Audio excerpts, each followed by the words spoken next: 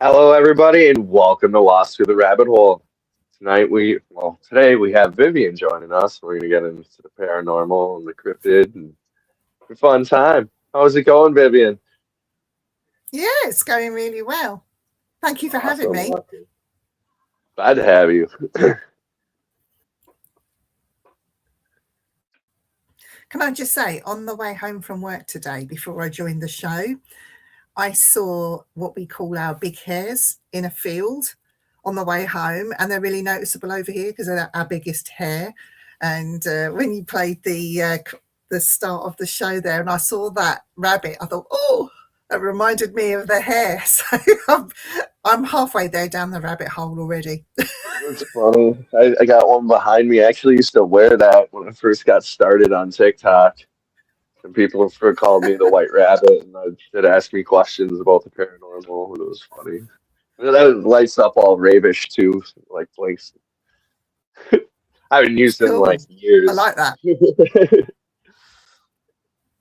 Yeah, I just have. I don't know if you can see him behind me. That full size skeleton is, and I call him Iggy, as in Iggy Pop. Wow, I that's shouldn't say awesome. that really because he's really skinny. Iggy Pop is. He just reminds me of the Right? skeleton. I got really upset with how he left Coachella this year that he got in the coffin.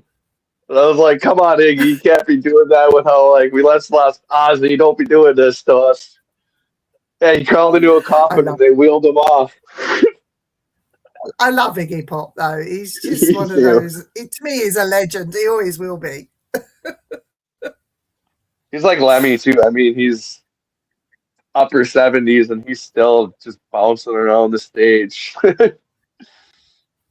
Or I have some old memories from the 90s of Lemmy when I met him a few times at some That's awesome. music industry parties, and I slapped him round the face so hard it actually hurt my hand because he was drunk and he was leaning all over me at a bar that had free, it was free everything. You don't have to pay for anything.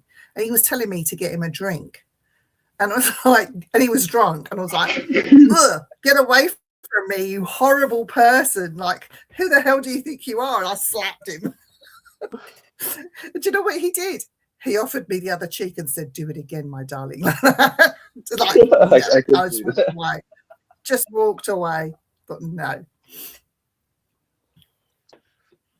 I recently But saw yeah. something from when he first got started before he was Lemmy, and oh my gosh, like night and day. I personally didn't. I like the band Motorhead, but for me personally, you can tell I like all this old rock stuff, but I wasn't a fan of Lemmy himself. I like the music. I like going to the gigs, and I met Wurzel. He used to play in the band. God rest his soul. He passed away long before Lemmy did, but and that's how because I had connections in the music industry. I actually saw so many bands. I was so spoiled and didn't realize. And now when I think back, oh my God, I went to their party. Oh, I met this person and I did that with that person. I was so spoiled in the 90s. I wish now I still had those collections because I'll be asking them, have you had any ghostly experiences? What do you know? Can you tell me? It'd be all of that. But, Uh,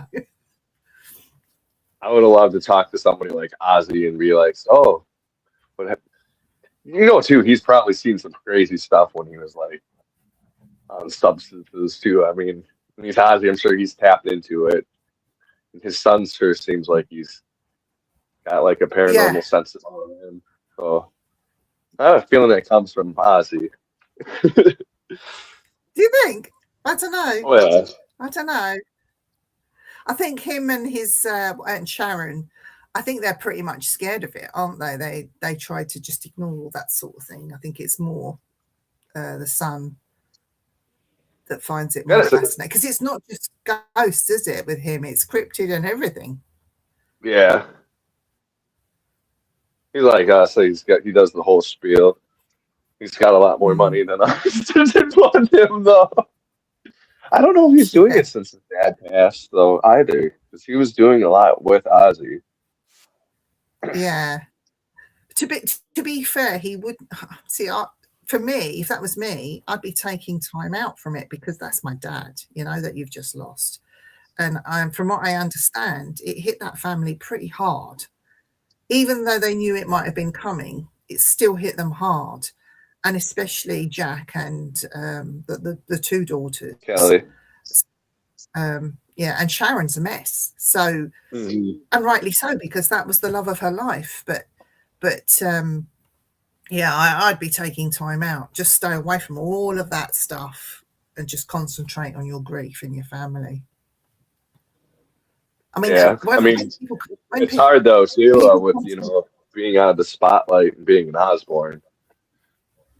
But see, when people come to me for readings and they've just lost a loved one, I always say to them, take some time out first. I said, because what you've got to understand is the person that's just left you has got to make their own journey to the other side, and you need to make your own journey with your grief. I said, so leave it about a year before you even contemplate seeing a medium or trying to get a message, because you're not going to get what you're looking for. It's not going to happen. As much as you'd want them to have it, you're not going to get it.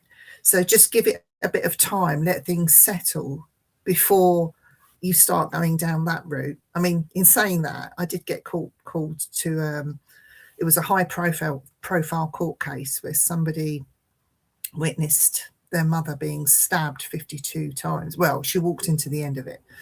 And so I was called. She wanted to see this medium because she refused to go to court and give evidence. And she was still living in the house that it happened in. So I went there more on the healing vibe, not the medium. And she was refusing to see the court psychiatrists that were appointed because she tried to kill herself because she was blaming herself for the murder. It should have happened to me, not to my mum, blah, blah, blah. And I just said to her, look, I'm here to sit and listen. Tell me what your thoughts about it all are. And I couldn't have an opinion. I just had to listen. Mm-hmm. And then I remember we had this conversation. This happened some years ago, by the way. She said, the court are trying to send me to this psychiatrist. I don't want to see a psychiatrist. And I said, I think you should just go. I said, because I said to her, I've made some great friends sitting in the psychiatrist's waiting room, chatting to other people. I mean, this one lady thought she went to school with me. I said she was in her 90s and I was clearly about 50 years younger than her. But at the time, she was adamant we were best friends at school. I said, and I still keep in contact with her. She's great. I said, you never know who you're going to meet. I said, so you should go. I said, see what happens. And she went and she said it wasn't too bad. And I said, are you going to go to the court and face him? Because it went to court first and it was a hung jury. So she had to re-go. And this is why she was refusing, because she was saying he's claiming that he had extending circumstances and he wasn't himself and he was mental at the time, but he's okay now. And I said, no, go to court. I said, you stare him in the face. I said, you shouldn't be the one that should be guilty or even feeling any guilt. He should be, yeah. I said, you stare him in the face, you give your evidence, and you walk out of that courtroom with your head held high. She said, oh, will you come with me? I went, no, I'm not coming with you. But yeah, long story short, she rang me the minute the verdict was read out, and he got guilty and sentenced to 30 years imprisonment, which for us is brilliant because he now has to go to a mainstream prison. And she was so scared that he'd get off free. She rang me. She said, Vivien, you need to come and meet me for drinks. We're having drinks. I said, it's too far for me to come. I said, but you go and have your drinks and celebrate, darling. I said, because you deserve it. And then when I did go and see her, it was about 6 months after that, I gave her the reading that she wanted from her mother. So it all, do you see what I mean? At that time, I couldn't have done it. But afterwards, without even wanting it, she got it. So, yeah, it was good. That's awesome. And then you can use your mediumship for that. Yeah, I mean, I used to do more of because I did all the counselling way back when. one of the main counselling things that they teach you is to sit and listen. So don't put anything in anyone's mind or into their mouth. Just sit and listen. And then I try to be myself with her rather than Viv the counsellor or Viv the medium. I just, because she was so endearing, I got on so well with her straight away. So it was just, what are you scared of? Just go and make a few friends. You know, it's like a counsellor would never tell you to do that, but that was just me, and it worked. It worked. She went to court, but yeah, it was quite good. That's awesome. A good time back then.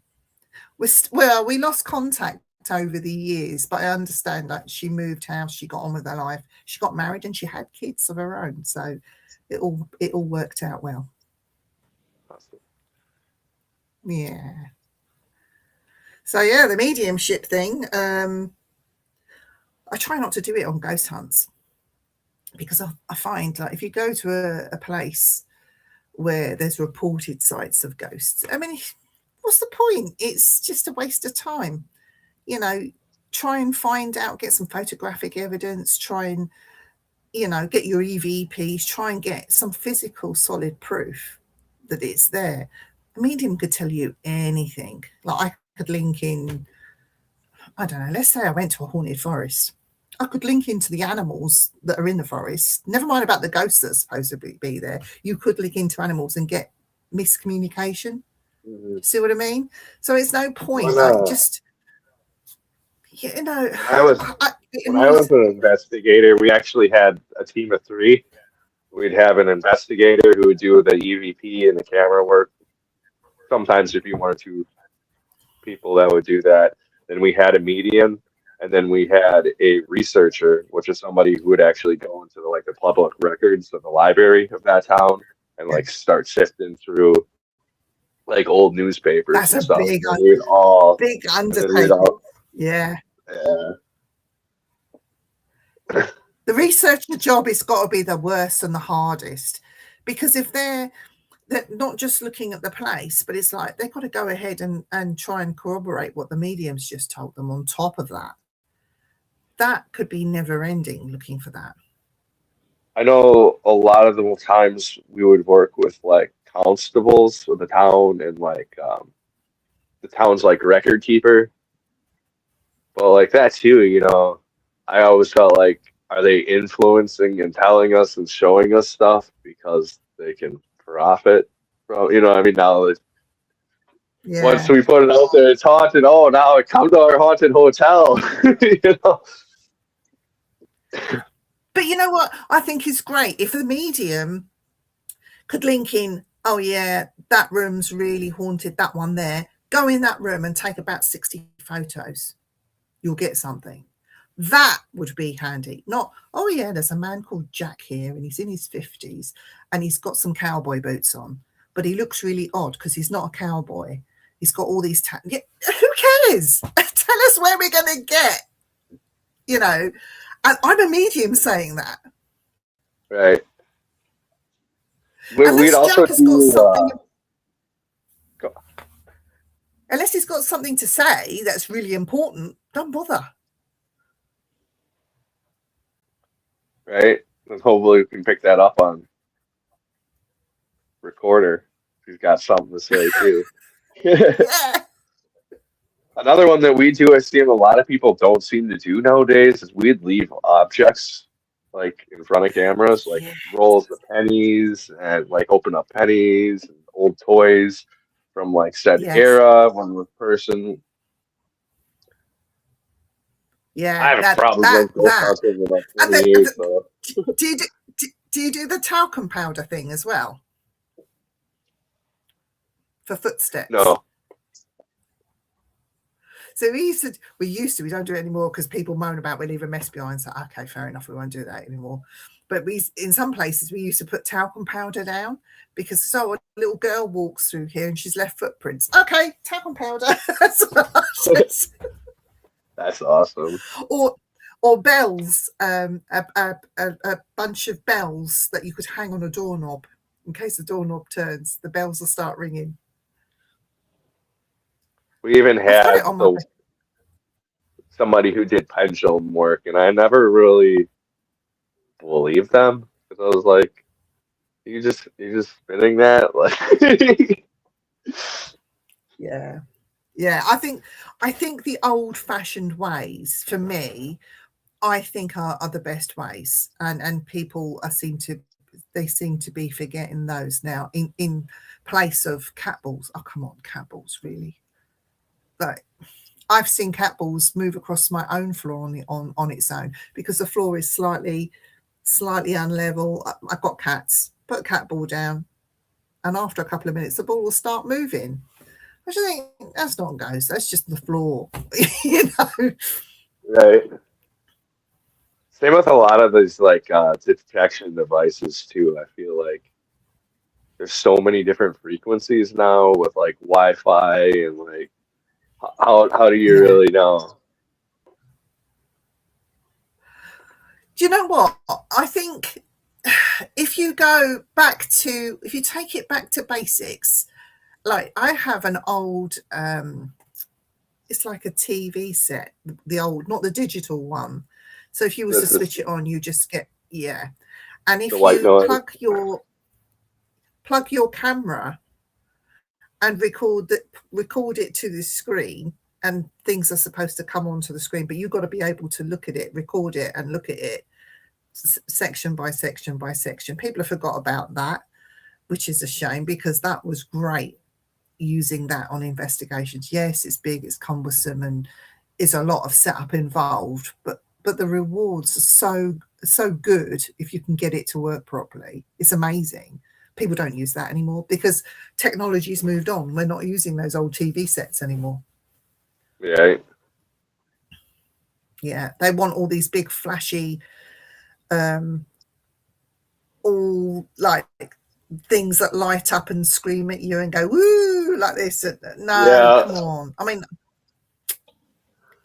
my equipment that I've got, I mean, I've got stacks and stacks of it. Some of my equipment is so old. People would now offer me about £300 and £400 and £500 for just for one of my pieces of equipment. And I just think, wow, really? They would offer you that? Like the old Ovilus 3, the Ghost Ark. I have one that actually works. One of the few. You know, things like that. So how much did you pay for that? I said, oh, I think it was £100. Do you know how much they're worth now? You should sell it. You should sell it. It's like, well, it's there if I need it, or if somebody else wants to borrow it. I don't mind, you know. We've Oh, no, never you shouldn't used do that. any of that stuff on an investigation. I've tried the whole phone thing, and we've always had a laugh about that with some of the apps. But pretty much, we've Yeah. only used cameras.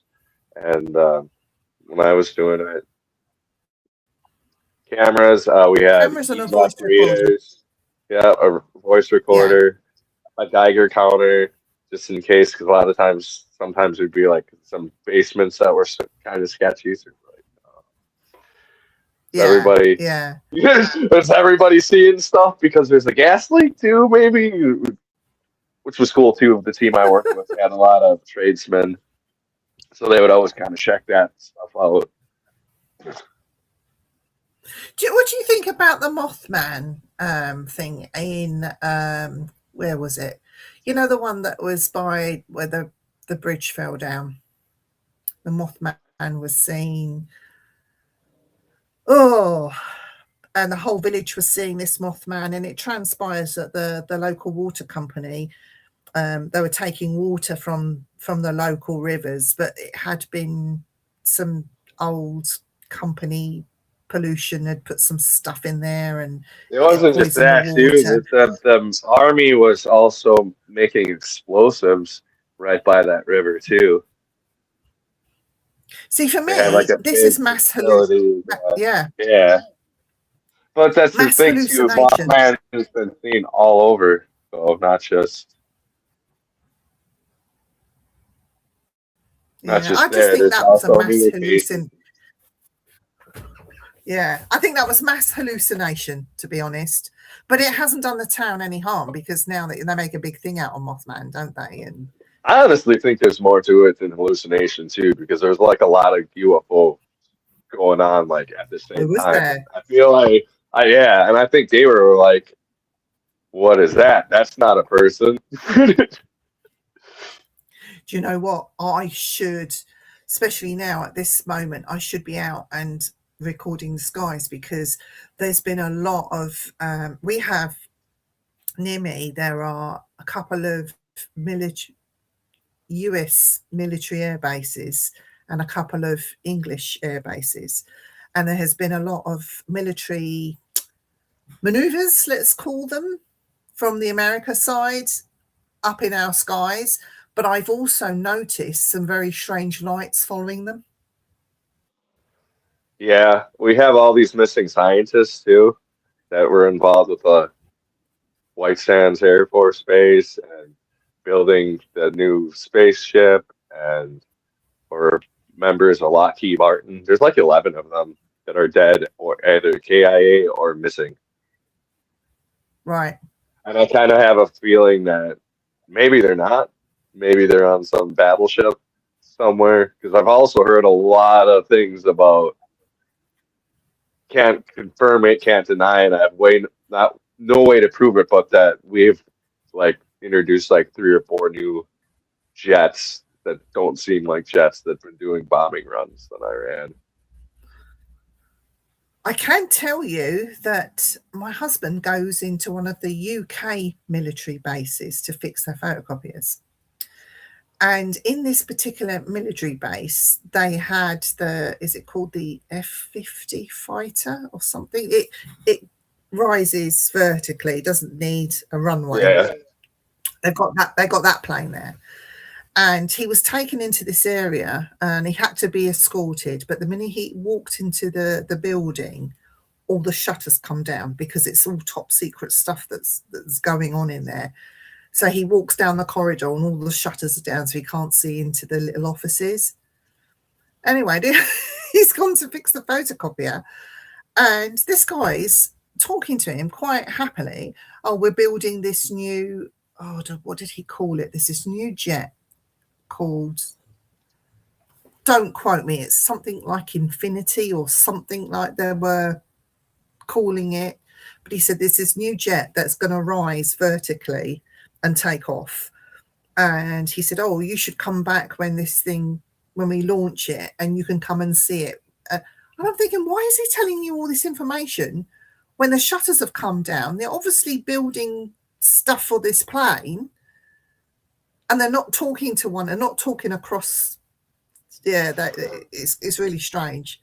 And I'm thinking, why is he telling you all of this? He said, well, he was telling me about the nuclear warheads, where they were storing them, and there was a big trick that in the 70s they told that everyone believed it was in this other place, and they had all the protesters there for about 20 years, and there was no warheads there at all. They were all in another base, but they just sent a dummy backwards and forwards on a truck every now and again to keep them thinking it was there and not here. You know? Yeah. Strange stuff. But the one place where they were keeping the nuclear warheads, here, I can tell you now, because it's now been knocked down and they've put in a housing complex. They kept the nuclear warheads there for a while, and Dogman was seen by local residents. Get that? And that was an American air base. That's interesting too. Because, like, okay, they were on the air base. They kept these nuclear weapons there for a while, and there were 2 reports of this Dogman type creature. They compared it to a werewolf, actually. Said it looked like a werewolf had jumped over this fence and run off into a residential area. How weird is that? That's strange. On 2 separate occasions, 2 different people saw it. I wonder if it's somebody from the base. Yeah, could be. Never know. Well, since the airbase has been in the nuclear energy, who knows? It's been closed down since, and they built a housing estate on top of it. And since that happened, nothing. No more sightings. Nothing. Strange, isn't it? Yeah. because they say that there's a connection with these military places and not just UFO, but these dogmen type creatures. Yeah. And it always seems to be around American bases.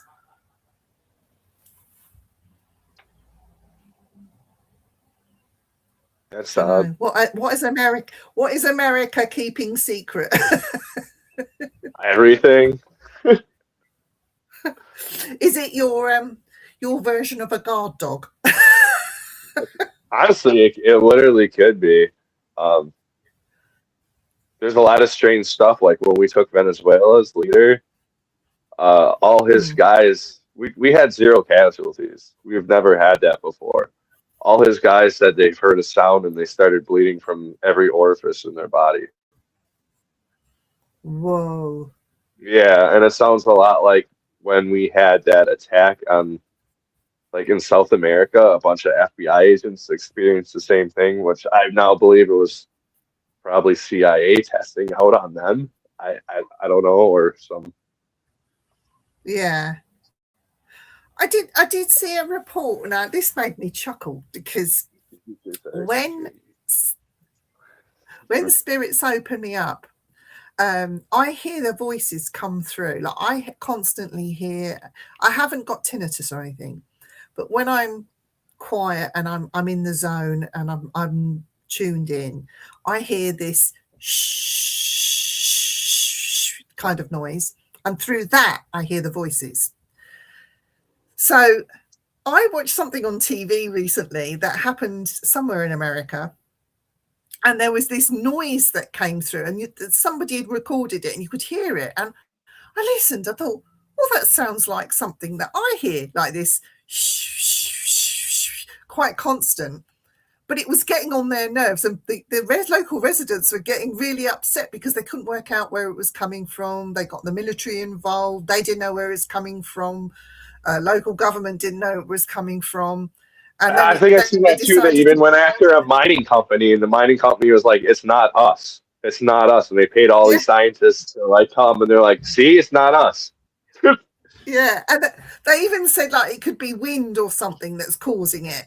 But anyway, it died down of its own accord or something or other. And I'm thinking, wow, I hear that most days anyway. They should be lucky that they listened carefully. They might have been able to hear somebody talking through it. I don't know.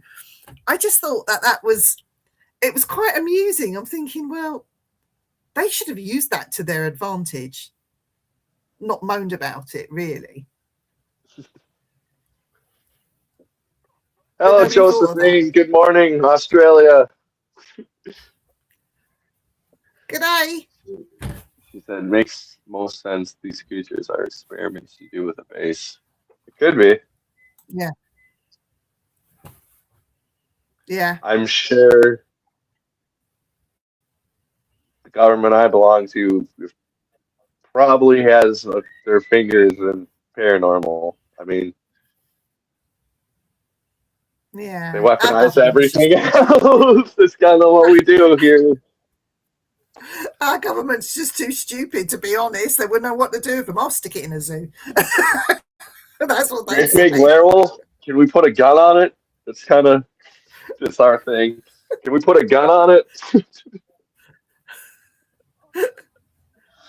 We interviewed a man that was from, what is this, something island, where the dog man had been seen there, and something island it's called, or the land between, is it the land between the lakes, something or other, where a dog man had been seen and he'd witnessed it. And I was asked, honestly, he thought I was interrogating him.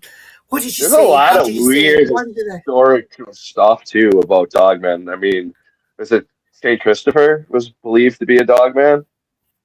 He's depicted as it. St. Christopher. Oh yes, I heard that. Yes. And then the Greeks talk about the wolf people coming and competing in the first Olympics with them. Yeah. Yeah. And then there's all these like sailor stories about there's an island of them. And they literally like traded goods with them. I'd love to meet one. Take one home as a pet. Come live with me. You know, just guard the house. The cats are useless. But no, it's. I think there is something to this. You know, I've been around too much. I've seen too much, and now I'm involved with the Centre for Fortean Zoology. I'm hearing and experiencing too much. I mean, there are some things. I mean, my last one was I had to go to a place where Bigfoot and Dogman and Pigman had been seen. So I was sent to the Pigman area to go and investigate that. And so I go with a critical eye. I'm not there believing. I do believe in it, but I'm not going there to believe it. Right. I need to see some kind of proof. And I turned up at this place. We drove 2.5 hours to get there. We turned up, and straight away I turned to my husband and I said, "This is a dogging site." So I don't know if you know what that is in America, but a dogging site is where people take their cars, flash their headlights to other cars, and then the woman comes into the car or the man goes and they shag each other, or they do it outside. Lot lizards, like, okay, gotcha. So this particular site where a pig man was seen straight away, I saw the houses nearby, I saw the nearby pub, I saw where it was. I said, people are wearing masks because they don't want other people to know their identity because there's lurid sexual activity going on. Somebody got disturbed, maybe man on man, I don't know. Somebody got disturbed. This guy was wearing a mask, and so he chased the photographer. He chased him back to the car park, and the photographer was scared. Right? I said, so he's got the body of a man, head of a pig. He's being chased. Of course, you're going to straight away, I had an encounter with Pigman. No, you didn't. You got chased by a man in a mask because you caught him in an act that he didn't want anybody else to see. That's what happened. Right. But straight away, the paranormal community will jump on that. Oh, Pigman's in this place. Right. No, he wasn't. Nobody TikTok me's like, you get out of that. No, he wasn't. But yeah. See, I think like people are too willing to jump on the paranormal bandwagon rather than actually go and find out the truth. I went there and I said, yeah, that's a dog in place. There's a dog in place. They're doing it in there. I even looked on the ground for signs of condoms, that sort of thing. I mean, I didn't see any at the time, but there might have been. Who knows? Right. Yeah. So there was a big joke after that. Oh, you went to a dogging site looking for Pigman. I said, yeah, I did. And there was no Pigman there. I tell you that for nothing. And you think like in the wake of the Saw films where the piggy mask with the long hair, and you can buy those quite readily, these latex masks that would just hide your identity while you have your bit of fun. You know, that I think that's what's going on. Just like the really popular chupacabra case in Mexico, the one where it's all alien looking, is the same week Species came out. Oh, yes. If you listen to her actual interview and go back into it, she is describing scene for scene the character from Species. It's crazy. Absolutely crazy. She wanted attention. Oh, what's wrong with these people, Josh? Oh, lots. In saying all of this, though, you know what with my mediumship, if somebody had a problem in their home, completely different set of rules that come into play. I am not the medium that goes out, does it for fun, tries to prove it by photographs and things. I'm now there to help the family. So it means the family have to leave the house. I have to link in. I have to see what's going on. Then I have to talk to the family. You have to interview the family. What's going on? How long does it go back? Do they keep records? And you've got to understand how much time are you going to invest in this family? Because I'm sorry, I don't care who you are. you are not moving anything over into the light. If it doesn't want to, you're nobody. As a human being, you are nobody. You've got no power over anything like that to move into the light. If you don't want to go, it's not going to go. You've got nothing to, there's nothing you can do. And I spent 2.5 years with this family. I mean, she wanted a Catholic priest to come to do exorcism. It took us a few months. There's only 2 in this country that are ordained to do it. 2. And then we had to jump through hoops with this Catholic priest before, and it went right the way through to Vatican, who has to authorize it before he's We had a situation with that too. It's like way too much to even deal with. And then you got to wonder, like, the legitimacy of that too. Yeah. I mean, we went to the priest. He goes to his diocese. It then goes to his bishop. Then it goes higher. It goes to the Vatican. They make the decision. They review everything. Then it comes back down through the channels. And then they send somebody, maybe. Well, no, he actually came. This priest came. He was in his 90s, and I looked at him and I thought, well, what are you going to do? You know, he was a lovely, lovely man, don't get me wrong, but he came and did what he did in the house, and it made things 10 times worse. So after that, she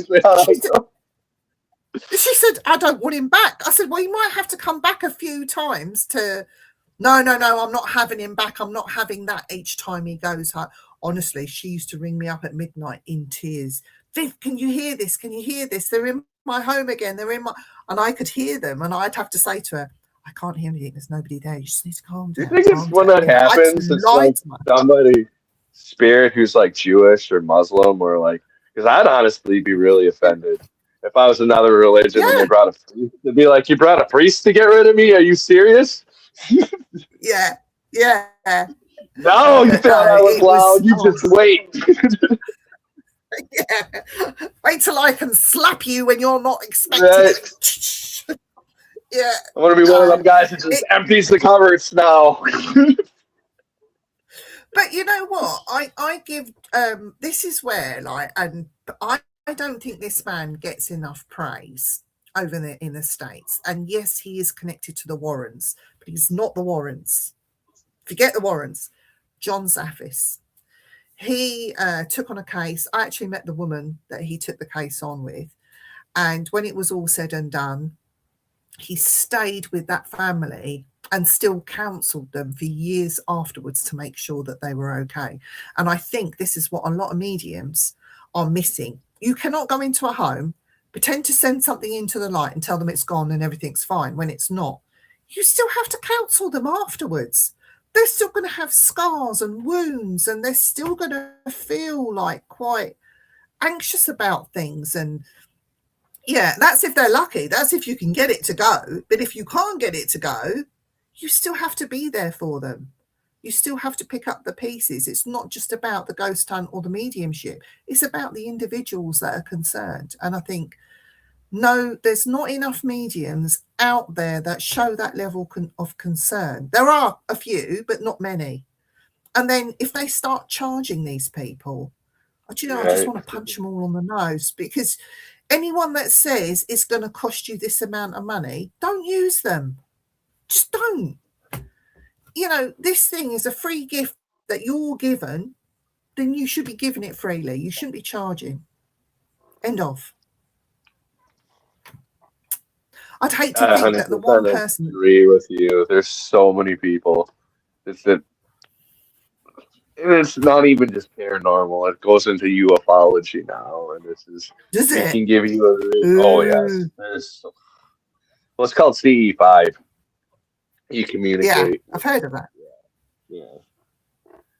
Do people get charged to do that?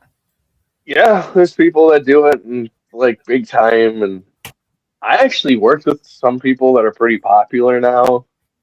We didn't get along right from the start. I was like, oh, you called out the bullshit. Yeah,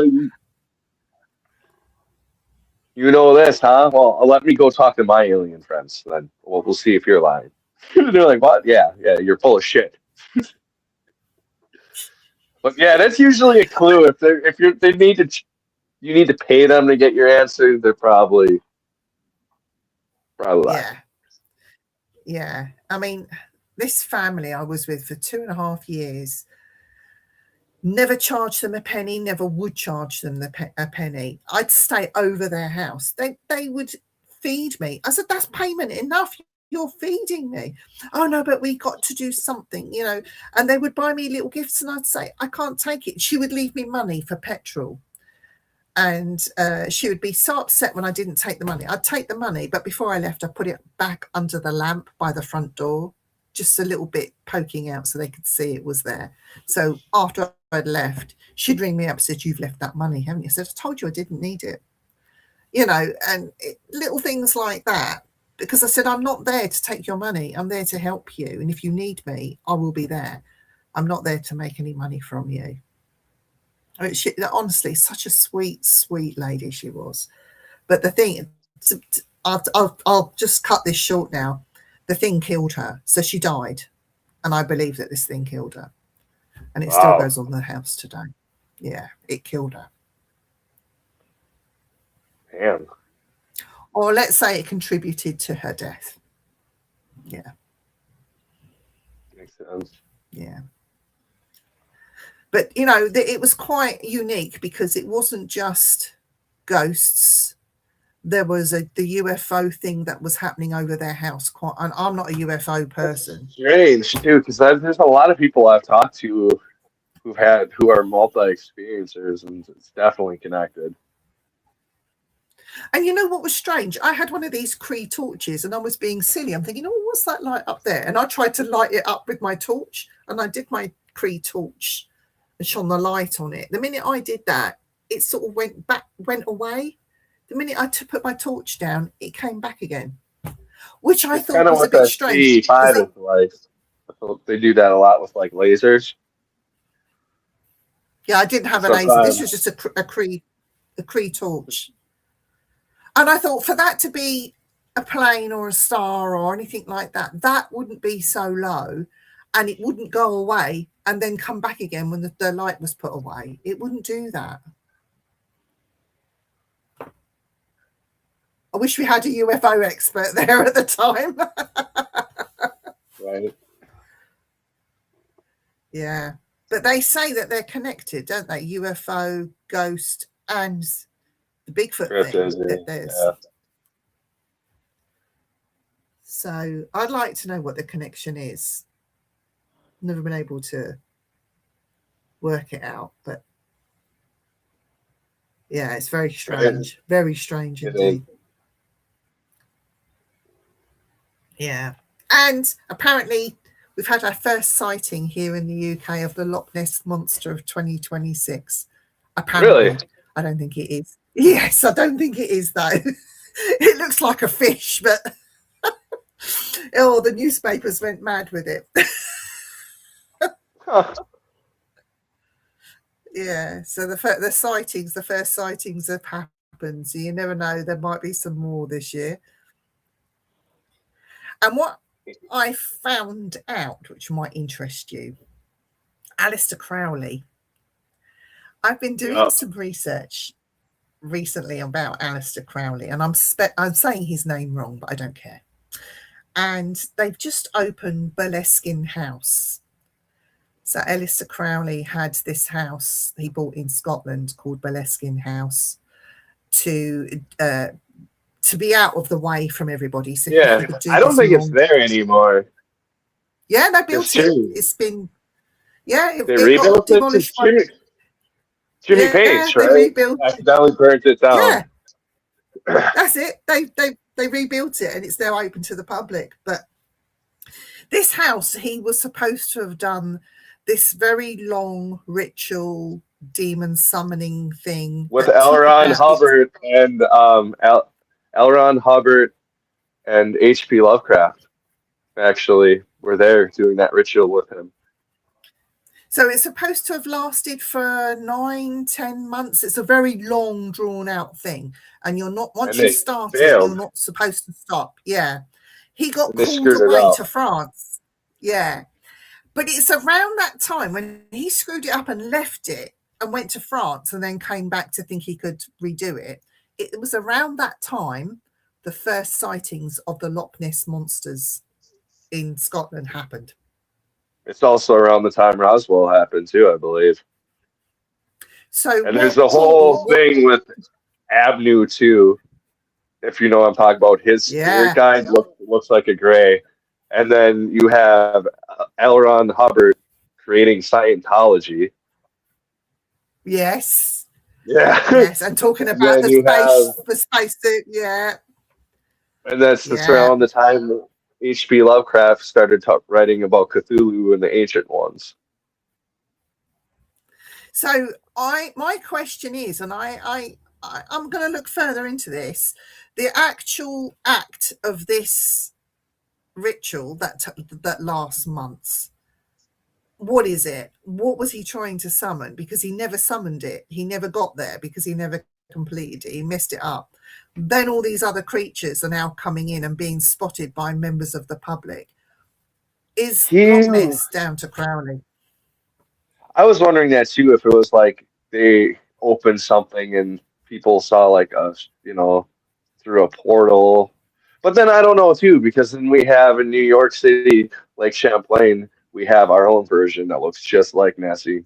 His name's Champ. Yeah. And there's a lot of yes. There are a lot of pictures of Champ. Like, I think there's something to him. Yeah. And now we know too that a lot of the water bodies are all connected. There's like, you can go underwater. There's another like layer of oceans connecting all of our oceans. So is it something going through? Like there's a. Or did Nessie have babies and Champ is the offspring? Could be. See? Or maybe these things are in like that pocket ocean that's connecting everything, and they just come out every once in a while to eat some sort of invasive fish or something. I don't. Yeah, it's weird, but I just thought that's too much of a coincidence for that to have happened, and then all of a sudden people are seeing Nessie. It's like, really? Yeah, he was doing a spell from the Golden Dawn. I actually did an interview with somebody who was a member of it. It's like a secret society. It's like an offshoot. Yeah. They were like an offshoot of the Freemasons, but now they kind of like became their own thing because of Crowley. Yeah. Yeah. It's interesting. It's very interesting. And I would like to go to this Boleskine house for a visit. There's a long way to go just for a day trip. So, yeah, it's on the cards to go visit, go and see, and go and have a feel. And because apparently there's stuff that happens in that house, even to this day, that people are scared of. Why? There's a lot of stigma with him, though, too. I feel like.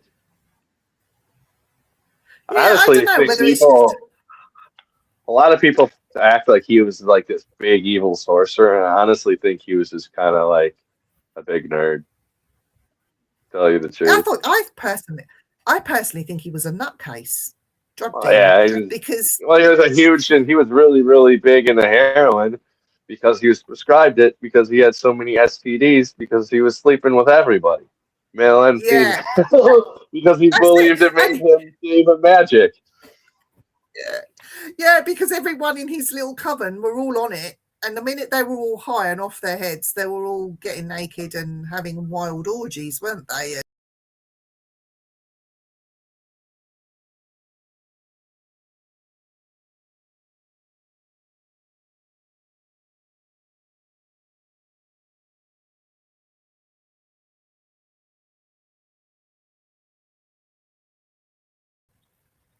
I don't know what happened, but we're back. It's because we were talking about wild orgies. That's what that was. I got taken down. Oh, that's funny. But yeah, it just makes you wonder, doesn't it? Just putting that out there, that Loch Ness Monster started because maybe Crowley was doing something. Right. Well,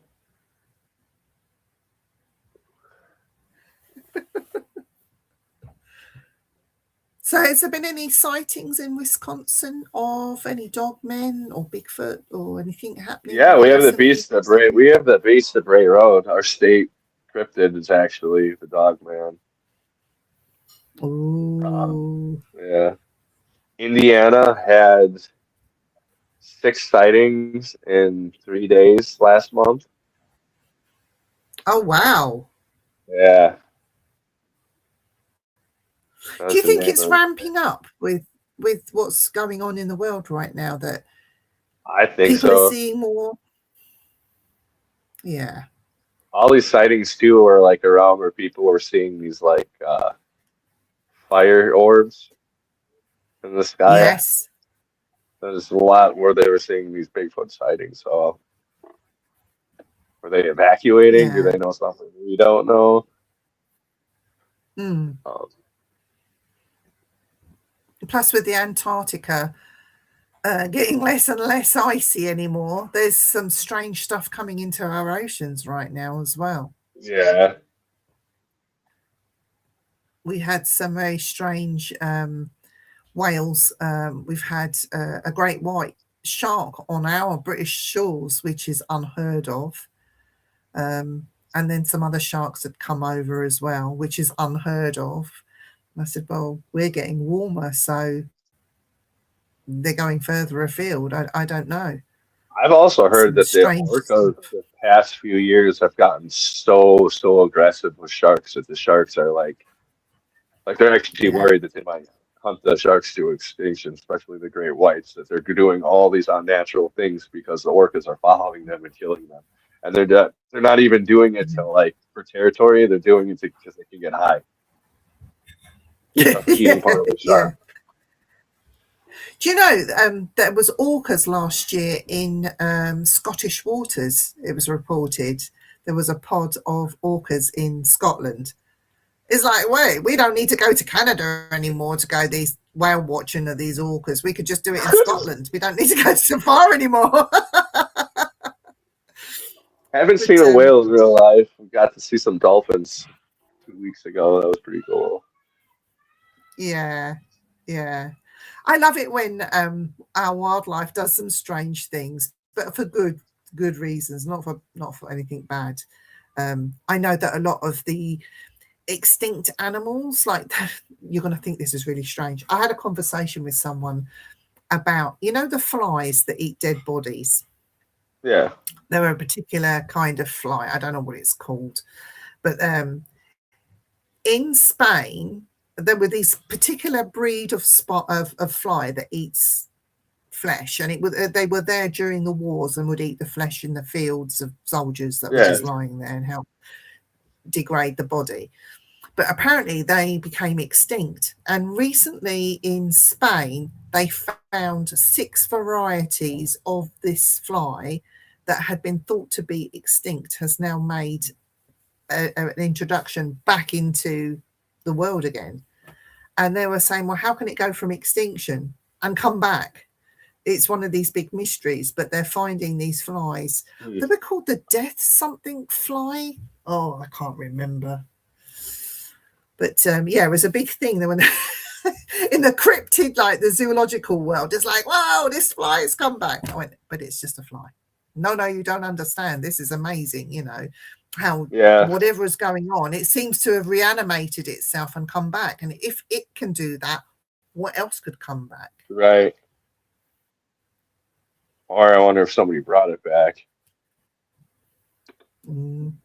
There's so much going on with like bioengineering right now. Yeah. You heard about they were able to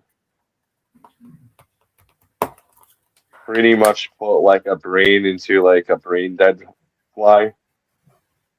And it Are they really? Yeah. They were able to Oh. upload it. They were able to like put it in AI and then like run the AI through the corpse again and like reanimate it, and it worked.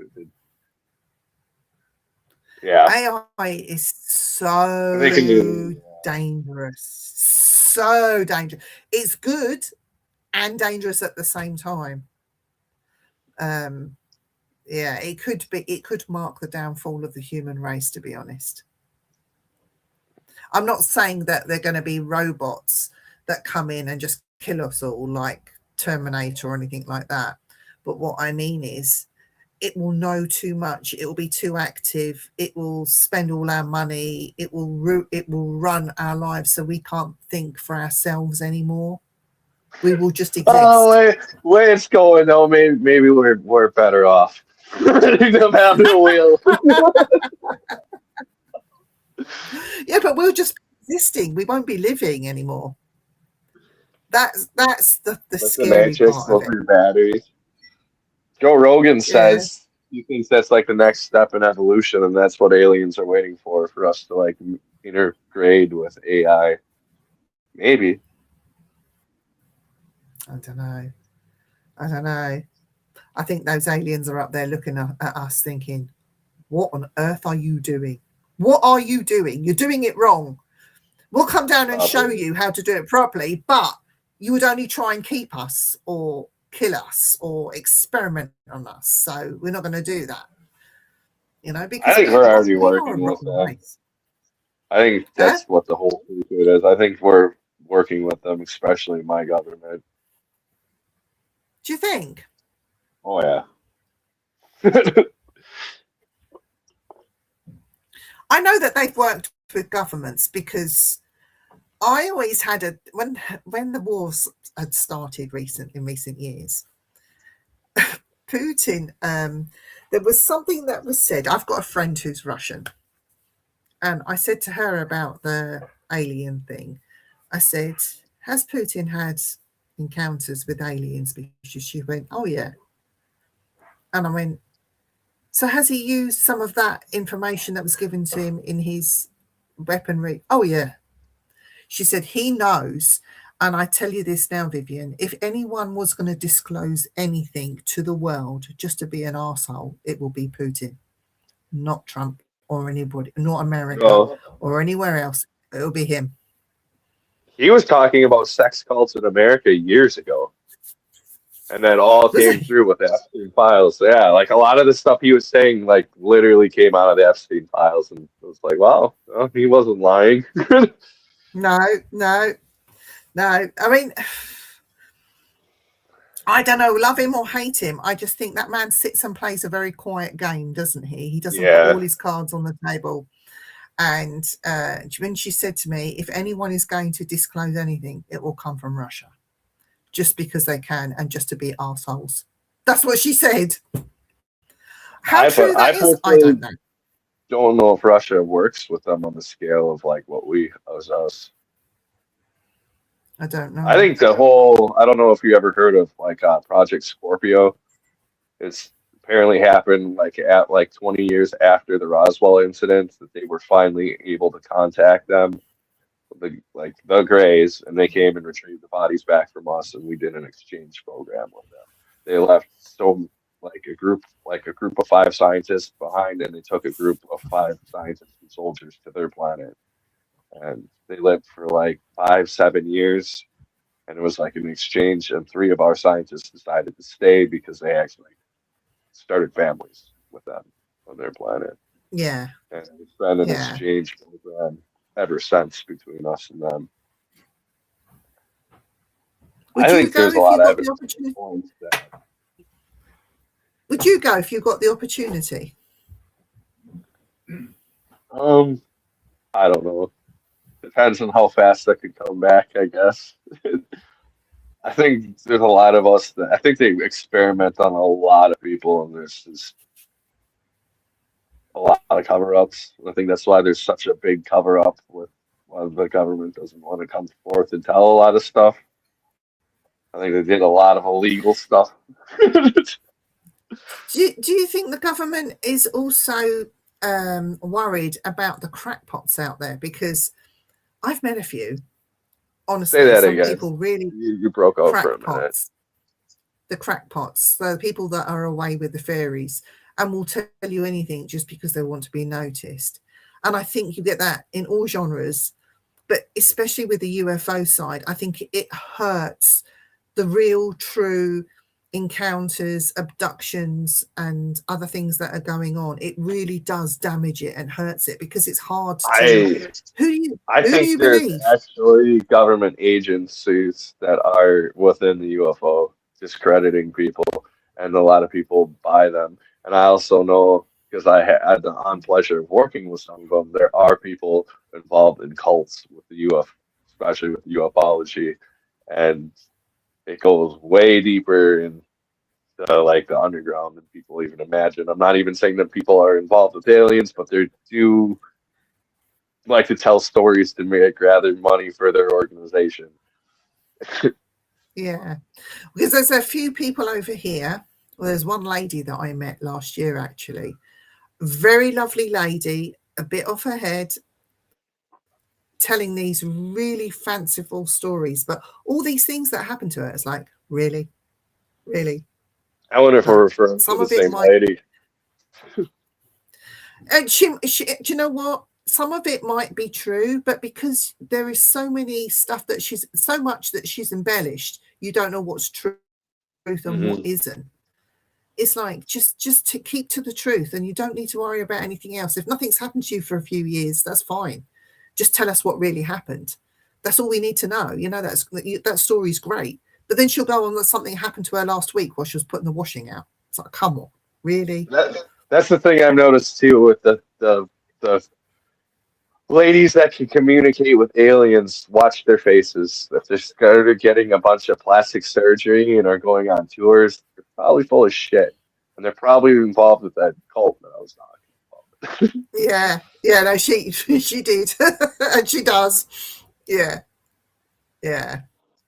But she does spoil it, and I think you get that in every genre. People that want to fake stuff, like fake Bigfoot, like the Patterson Gimlin film that's been I don't think dragging that's off. fake. I don't. I Oh honestly my don't think it's god! fake. I mean, I even have I part of the watched, footage in my intro.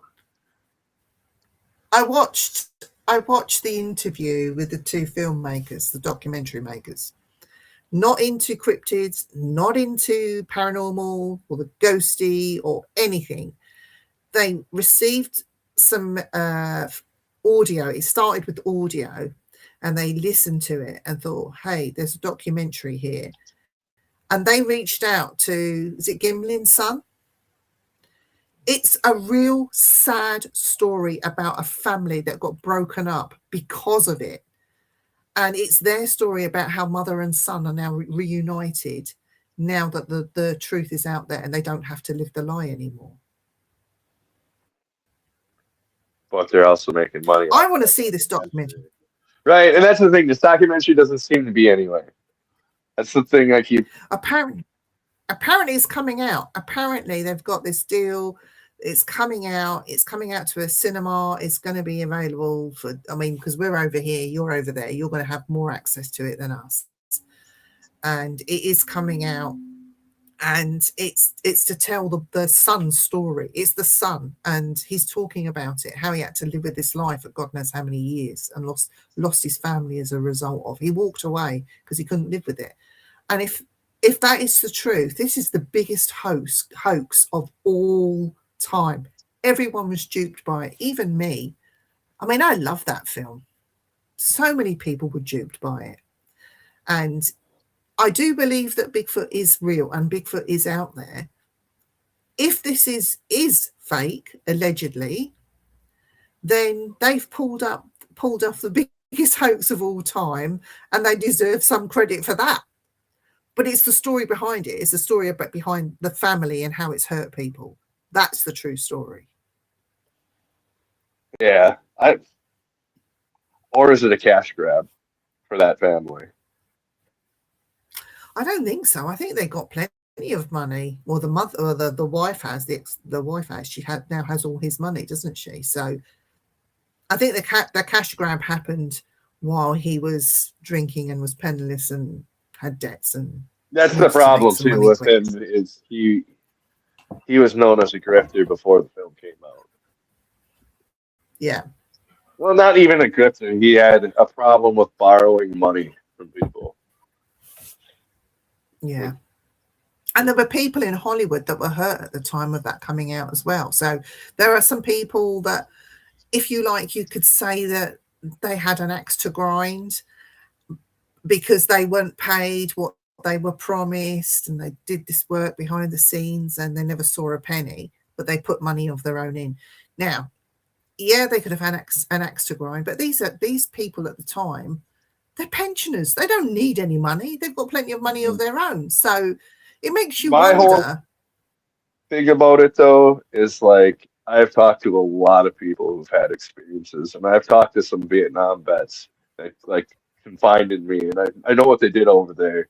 They're not the type of dude to get scared by something in the woods. Yeah, Like yeah, they saw something that primarily fucked with them. And I mean, one dude was a tunnel rat. If you don't know what that is, I'm one of the guys that would go in the holes and chase the Viet Cong. yeah, Like you gotta be pretty yeah, fearless, and if it's something to make you leave the woods when you did that for a living, you know, like, yeah. I mean, I do I'm believe inclined to that. believe that guy. Yeah, Bigfoot does exist. Call it Bigfoot, Sasquatch, whatever you want to call it. I believe it does exist. But for Patterson Gimlin film, to hear that the late Jeff Meldrum, he's involved in this documentary, by the way, that after seeing and having the conversations and being interviewed and interviewing, he then removed the picture of Patty off his desk. So when you see him in later interviews after that time, there's no pictures of Patty around him. That to me spoke volumes. But hey ho, the jury's out. I think everyone needs to watch it. They need to watch it. I mean, for me personally, I've always wanted to go to Kentucky. And I know this is a horrible word and I shouldn't say it, but this is the only way I can describe it because I'm English. I want to go and stay in the woods with them there hillbillies.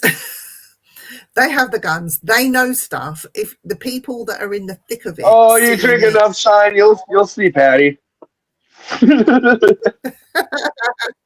With my can of beans under the stars, you know, just sitting and chilling and seeing what happened. That's what I've always wanted to do.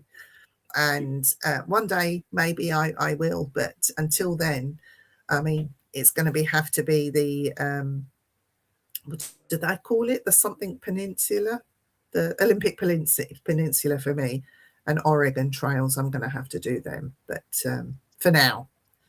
But yeah, I'm just going to keep it light. I think for now. There's so much other cryptids too in Kentucky. There's a lot going on there. Yeah. Haven't they got these underground cave networks that go on for miles? Is it called something beginning with M? It's huge, and I mean huge. You could get lost and then come out again. I'm not even sure. I know there's like a city in the ground too, somewhere, and it's like not that really might be like it's like legit. It's like these people in the '60s like started freaking out about nuclear bombs, and they started building. And there's like a whole. It's like massive now. Yeah, there's like literally like Walmart, Target, and stuff there. What's that airport as well that has all these things and Denver, underground tunnels? The Denver airport. The big thing this week is I don't know if you follow our politics at all. Donald Trump was building the ballroom. Well, he openly said that he's been building stuff underground and it's his money and it's underground, not nobody owns the underground, so he doesn't need to tell anybody about it. And there's apparently like all this like military shit going on that we don't know about underneath the White House right now. Oh, that man's just crazy, isn't he? He has some points which make sense. I'll give him that credit where credit's due.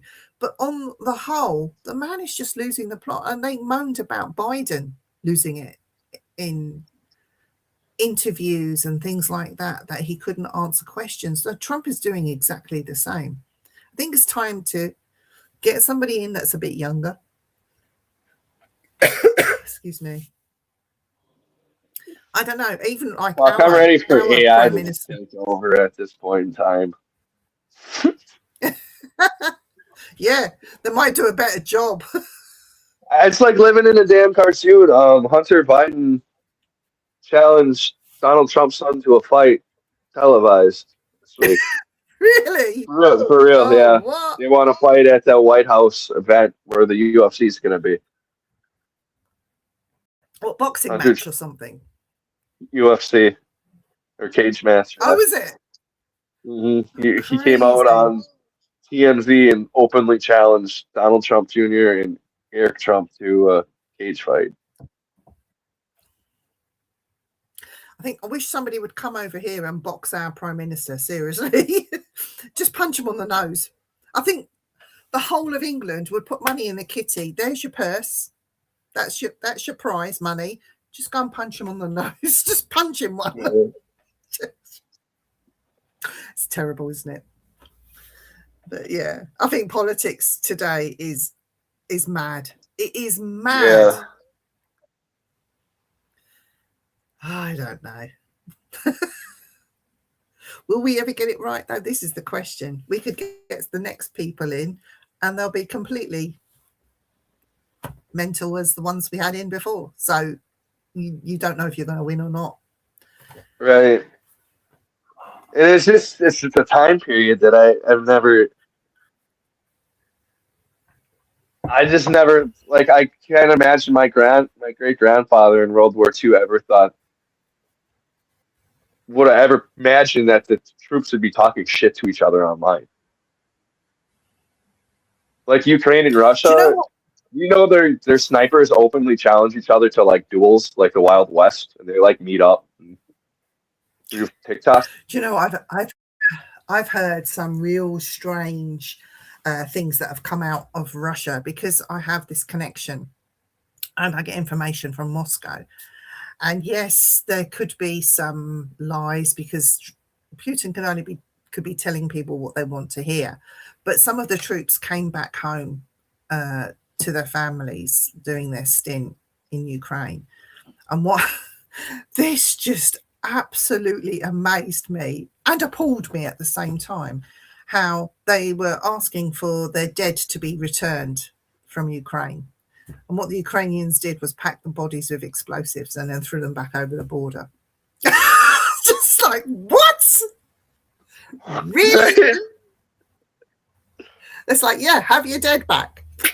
And then they were exploding on impact. And yeah, I just said, this is just crazy. She said, yeah, you'd never hear that in your local news, would you? I said, no, you wouldn't.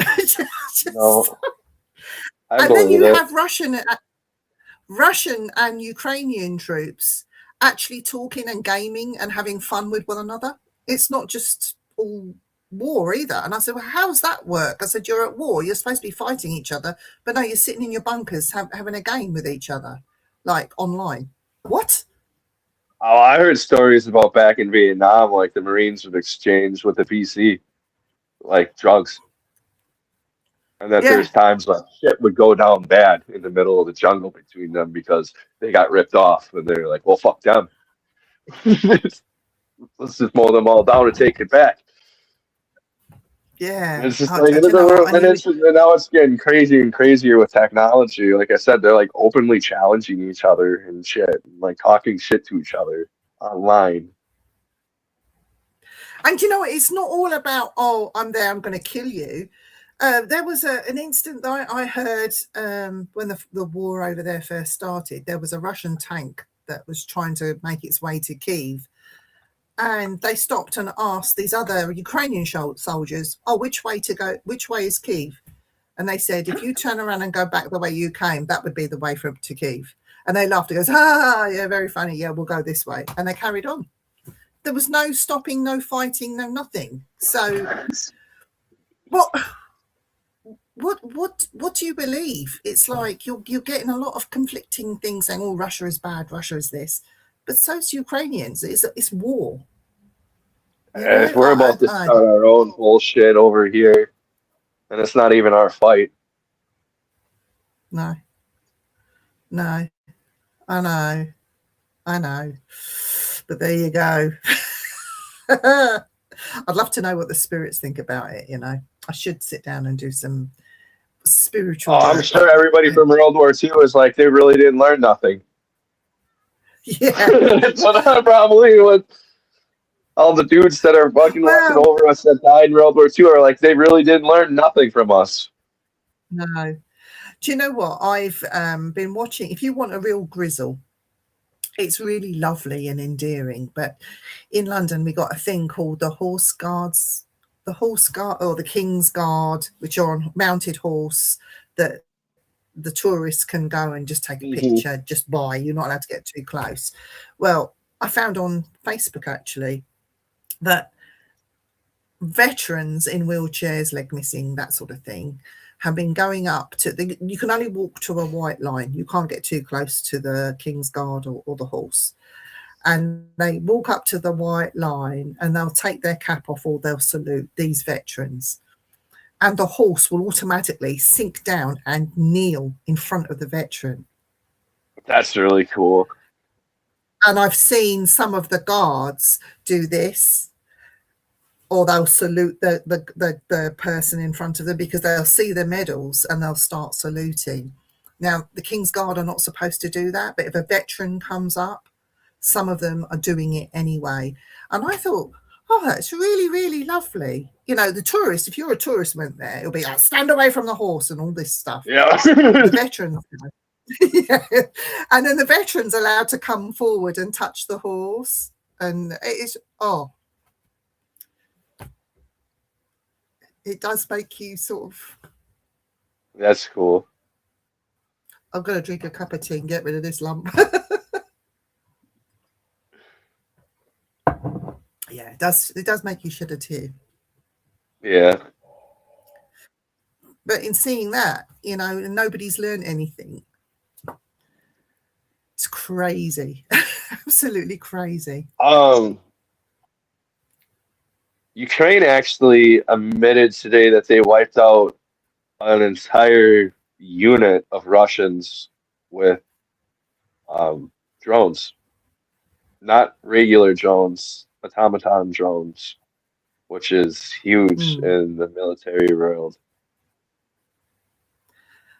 I heard that, and this is like a normal everyday occurrence, that the local Russian people of Moscow learned to ignore it. The drones were coming down and they were being shot down, but they weren't exploded, and they were just there in the street. So they'd have to come and remove them and do whatever. And this was like the lady that I speak to was saying how she has to find an alternative way into work and just business as usual. That they're now so used to it and they don't worry about it. They just carry on. It's like, what? I'm glad we didn't get involved in that. There's a lot of people that were like, we should send American troops. And I was like, are you out of your fucking mind? They're like, why? You know, it's not right what's going on with Russia and Ukraine. I was like, you know, Russia and Ukraine been fighting since the Viking Age. They're the Yerks and the Rus clan And that were literally fighting. They're gonna keep fighting. The Israelis and the Arabs have been fighting for hundreds and hundreds of years. Stay out of it, because you know, certain parts of the world side with the Palestinians, certain parts of the world will side with the Israelis. But this is a war that has nothing to do with anyone else. It's a very, very old war. Stay out of it. Instead, other people are getting involved and just making a situation worse. It is making it worse. They talk about war crimes. Oh, you know, it's war. There's going to be war crimes on both sides. There are going to be people, thousands, hundreds of thousands of people killed for no reason. You know, by dropping bombs on a few thousand doesn't warrant you just going after one guy. Doesn't warrant it. And that's just my personal opinion. It doesn't matter where you are in the world. Doesn't matter.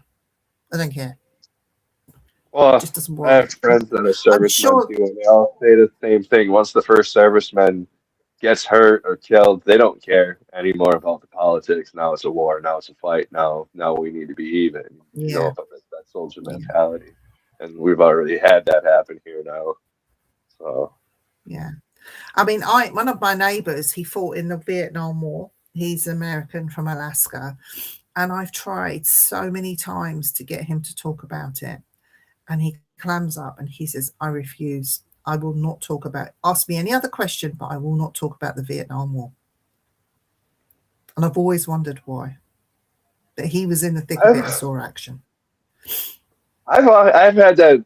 I don't know why, but I've had a lot of vets, especially because my grandfather's era, that would talk to me about stuff and then would share too much.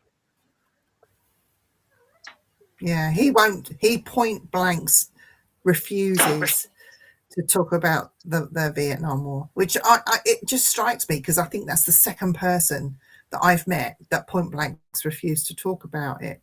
What was so bad that you can't talk about it? And he just says, I just won't talk about it. And that's it. He cuts you off. He'll talk about politics. He'll talk about other wars, other little fracas that he's been involved with.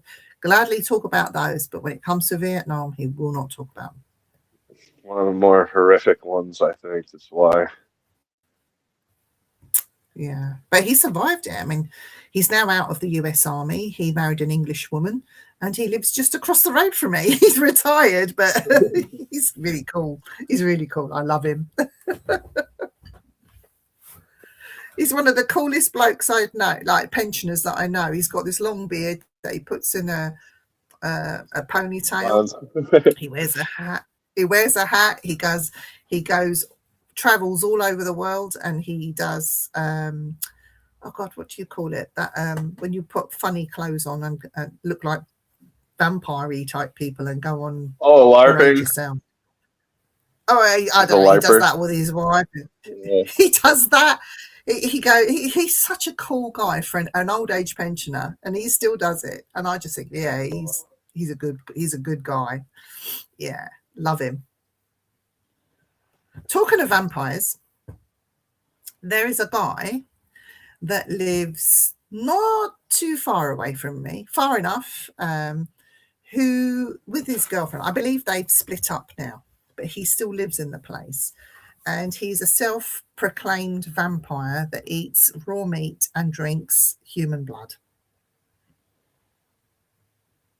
Now, crackpot. It's got to be, surely, that he actually proclaims himself a human, an actual vampire, and he lives that life where he'll sleep during the day, he's up at night. He doesn't need to put any makeup on his skin because his skin is pure lily white anyway. There's no pigment in his skin at all. And he's just like going to do himself harm, to be honest. But that's how he chooses to live. And he still lives like that to this day. I haven't seen him personally. I don't think it's a good idea that I do see him because I just won't be able to contain myself. I will laugh. That's just the type of person I am. You see something funny, you laugh first and think about it later. But do you get any people like that over where you are? Oh, yes, tons. Not so much since the whole goth thing died down, but yeah, there's a lot of people. But surely, like this is a mental health issue. It's not people that really are or want to live this vampiric way. I just think they're mentally ill, that they need help. But then you got the whole Louisiana thing going on too by us. Well, not by my state, but down south where there's a lot of vampire lore. But to actually just eat liver, not human liver, but just eat liver, just eat. Yeah, people are strange. And then suck your girlfriend's blood, or she sucks his blood, and then you live on that for the rest of your life. It's like, really? You're going to kill yourself because your body's not going to get any nutrients. I had somebody come on to my show and started talking about that, and I actually cut the episode and said I had a family emergency and I never talked to them again. They've got to be mental, surely. Yeah, she was all like, I wanted to, because I thought she was going to talk about vampires, and she decided she was going to talk about the benefits of drinking blood and how you can get STDs out of the blood too, and it's safe to drink. And I was just like, we're done. I gotta No, go. no, There's something yeah, going yeah, on. no. And she's like, oh, it's not the subject. I was like, no, I just gotta go. Lose my number. Oh no, yeah, I don't blame you. Block. I don't blame you. I know when we do the spiritual work and that side of things, you're not supposed to judge anyone, and you're supposed to just help where help is needed, or give the guidance or the messages or whatever that comes through. I'm sorry, but I'm human, and I Right. Once can't. my I spidey can't. sense is going, fuck that. I'm out. There's a reason why I'm having them feelings. You're a weirdo. I've talked Exactly. to people It's who've like, seen aliens and I've talked to self-proclaimed vampire hunters, but when you start talking about drinking blood and sharing blood, and oh, I gotta go. yeah. You build I your mean, own there's platform to do this. no, yeah. I mean, last year, this will make you laugh, Josh. Last year, I got this phone call. This lady had found my name online, and somebody had recommended this lady to call me. And they said, you got to speak to this lady. She's having problems. She's been in a psychiatric care unit, but she's back in her flat. She lives in somewhere in North London, and she's walking around with a knife. She's taken locks off her doors because she said she's being plagued by this demon. The demon doesn't want her to lock her door, so she took all the locks and the the actual thing that shuts the door. She took all that off, so it's just the wood, and it doesn't shut properly. And she's taken all the handles off of her flat because that's what the demon wants her to do, and she's been self-harming because the demon wants her to kill herself, and this is her way of satisfying the demon without having to take her out. I'm thinking, well, this sounds a bit strange. I'll give her a call. Right.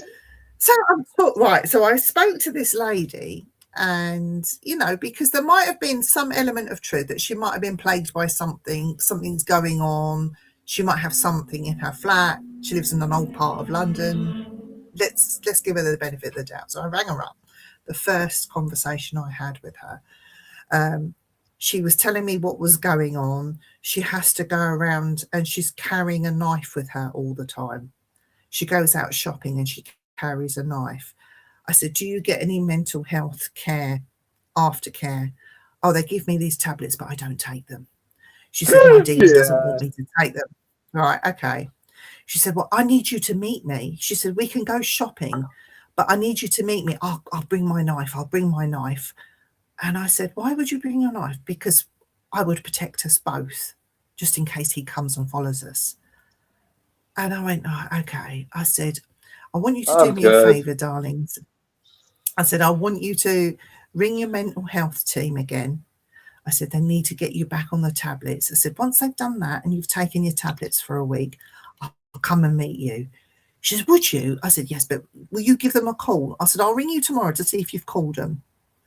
I called her, and she said she had called them. I said, that's great. I said, once you've been on the tablets for a while, I'll give you a call back. I immediately blocked her number, because what was happening was she was mentally unstable. She'd just been released from a secure unit. She's walking around with a knife, and she's threatening to stab people. And you know what? I think she wanted to stab me. Right. No. That's right away too. Just no. And yeah, you you'd have these ghost hunters. Oh yeah, there's a ghost hunt to be had here. They would jump on it straight away to go and meet her, and she'd most probably stab half of them to death. So I just said to Andy, look, just common sense just came into play straight away. I'm not going to go meet this lady. And not even someone. World, they would have been like, she's a super soldier. She has PTSD from fighting on Mars. That's why she's this way. But we need to listen to all of her stories. But you have to pay $10.99 to watch the episode. No. And then they make her a star. She was someone that was in need of help. And by the way, what she was telling me, what she was doing in her flat, and yeah, it was just like, that poor woman, that poor lost soul. She needed mental health help, which she had, but then time had run out, so they just kicked her out. And she wasn't taking her tablet. It wasn't under control. She needed to go back into her secure unit, clearly, because she was a danger to herself and others. When she said to me, I'll come out, we'll go shopping, and we'll have a coffee, we can chat more, but I'll bring my knife. I'm thinking, Yeah, what? that's so good. No, it's not happening. But it just goes to show you, like, these ghost hunters, they don't care. All they see is a ghost hunt. Oh yeah, we'll get the group together and we'll come round and we'll interview you. No, you don't do that. Right.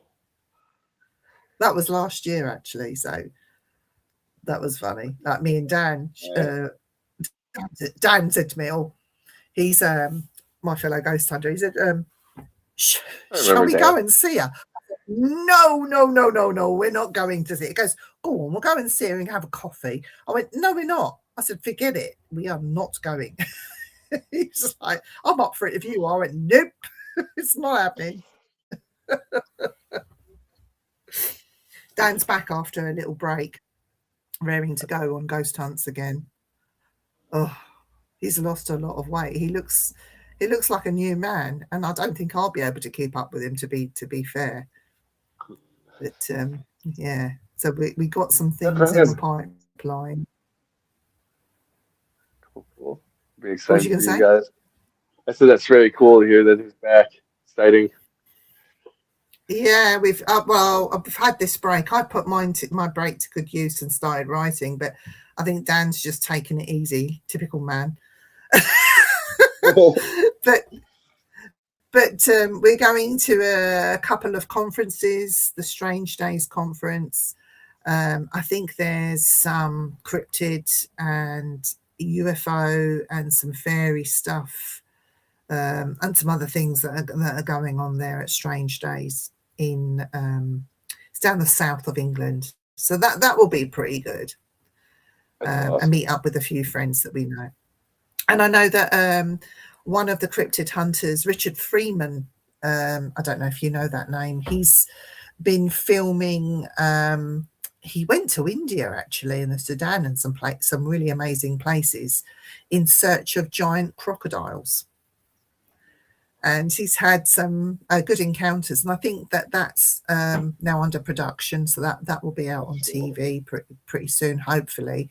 It is a funny story over Christmas about Richard Freeman.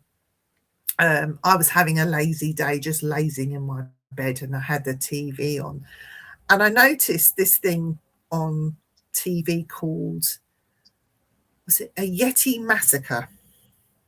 And I thought it was a film, so I recorded it.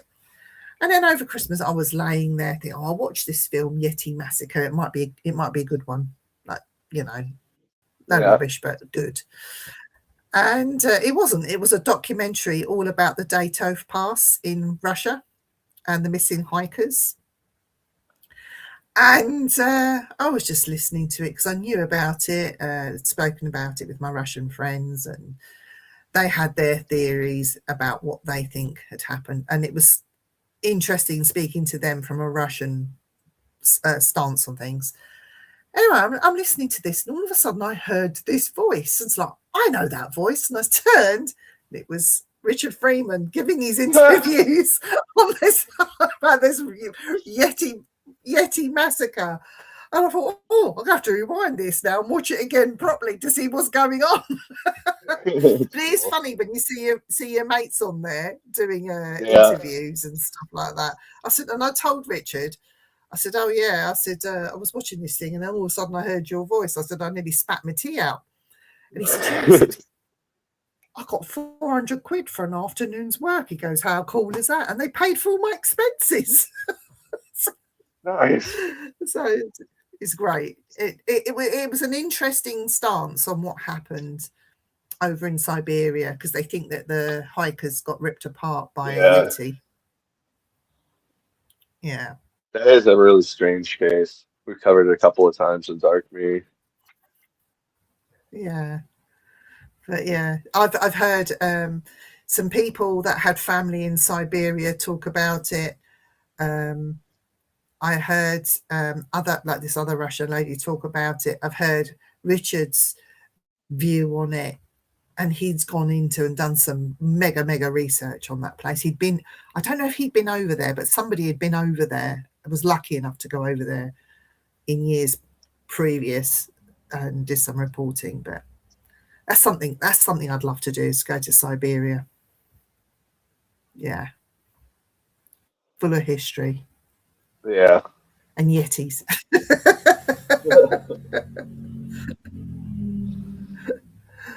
Oh dear. So yeah, maybe one day I'll get to Russia. You never know. Right. I don't know if now it's the greatest time to go anyway. Well, the thing is, I mean, Russia, Siberia is huge. We forget how big that country is, and Siberia itself has its own history. Not all good history either. There's lots of stuff that happened in Siberia, and it would be nice just to go over there and just see it for yourself and experience it for yourself. So Siberia would be on my bucket list, and also the Orang Pandek over in Asia. Going to look for that. That would be awesome as well. So that's something I'd like to do, alongside the ghosty stuff. I got a bunch of places I need to go see yet. You need to come over here with the family. Yeah, I do. Eventually gonna make it over. Here. It's like $1,000. I'm sure Martin. Right now. Is it really? Yeah. Oh wow, that's a lot. Yeah, and then I gotta buy 4 of them.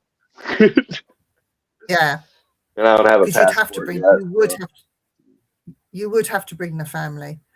Or the other thing is come by boat. I don't even know how much that would cost with the oil and stuff right now. It should even be cheaper to fly or to take. Everything's all messed up with travel right now since the straits are closed. Yeah. Yeah. Didn't the Hormuz open today? I heard in the news. The Strait of Hormuz is open today. Thanks for having like a ceasefire, but we'll see how long it lasts. Yeah. Yeah. But yeah. But yeah, I'm sure that Mark and Wayne would love to meet up with you. And yeah. Good old boys they are. Say hello to them when you see them for me, won't you? Will do. Love to have you and William on at the same time too sometime. With them two? No, with you. I'd love to have you and William Becker on. Oh yes. Oh, William, my friend William. Oh, I love that man so much. He's like family to me. And he's very spiritual, and he goes into the deeper metaphysical side of things and connects with the ancients. He goes back really I'm and he's very talented, and he never lets on what a great gift he really has. Honestly, I can't just, I'm not making this up. I've actually seen him at work, both on stage and off stage and behind scenes and stuff. And that man is just absolutely awesome. He is. He's actually been a regular. I usually have him on at least once or twice a season. Oh, do you? Oh, you wouldn't see honestly, he was amazing. He was actually. That's how you ended up on. He was talking about when he took you Sasquatching. And I was like, oh, I need to hit up Vivien. Yeah, well, the thing is, he took me Sasquatching, but he couldn't walk very fast. So he sort of, I'll stay here and you walk up there, stay on this trail, go up to, you'll eventually hit a waterfall. He said, and then when you see a waterfall, he said, spend a few minutes and then come back. Okay. Little did I know, he was setting me up. So there's an area where Sasquatch had been seen, but I didn't see or experience anything. Aww. I did go I did go to. I know this will make you laugh. I went to Fort Stevens in near a place called Astoria by the sea. There's got this great big battery, and it's all derelict now, and you can just walk in there. So I'm walking around, being big, brave, we'll do a bit of ghost hunting while we're here. Yeah. And we're walking around, and I'm walking off and going off by my own, and then coming back to see William. And then on the way out, he said, "Oh, did you see this sign?" I went, "What sign?" And he pointed up, "Beware of the cougar." He went, "And this is the time of year that they're here." I went, "What? Are you only telling me now as we're leaving? Like, what if I come across something?" He said, no, you would have been all right. I'm thinking, what? I'm like, "Thanks, William." He said, "Yeah, but it would have been funny, wouldn't it?" But I think he kept an eye on me from a distance. He's very, very caring. Yeah. And we have so much fun when we go out together. I mean, he did the Sasquatch thing, and he had the experience, and I want to experience it so much, whether it's on a spiritual level where you can link in and have that communication with them. I'm told you can. So you won't get too close to them. You might see them from a distance, but you could have a sort of conversation with it. I've heard that, and I've heard so many people tell me that could happen. So that would be ideal for me. Not up close, not with it throwing rocks, not with it leaving smells making me heave and throw my guts up. None of that. Just let's have a lovely conversation and say hi, and then bye. That's all I need. I don't want anything else. Yeah, it'd be cool. I think my energy's too chaotic for them. And again, William took me to the Cliff Barrickman's museum in Boring in Oregon. Cliff Barrickman was on Finding Bigfoot with Bobo Fay. Yeah. And when I first went to this museum, it was just like, what's all this about? This is a bit weird, because a friend of mine in England told me to go there. Like, even William had never heard of it, so we went. I had so much fun walking around and learning about Bigfoot. I'd never even seen Finding Bigfoot. So I came back from this museum with T-shirts, a Bigfoot cast. Like, the cast was for Dan, because he said, "Oh, bring me back a book, get him to sign a book for me." And he hadn't written a book. So I got a cast, and he signed the back of the cast. And I bought that back for him. So he had a full-size Bigfoot cast that came from Oregon. I've got one since. My one comes from, I think my one comes from the Seattle area, the Washington State area anyway. But his one was more impressive than my one. But my one's a pretty small one. The other casts that I saw there were absolutely humongous. And they're like casts of casts, if that makes sense, and not the cast that he's selling there. I managed to get a hand. Do you want to see my Bigfoot hand? Yeah, absolutely. I've got a cast of a juvenile. Oh, it's just up on the wall here. Hang on.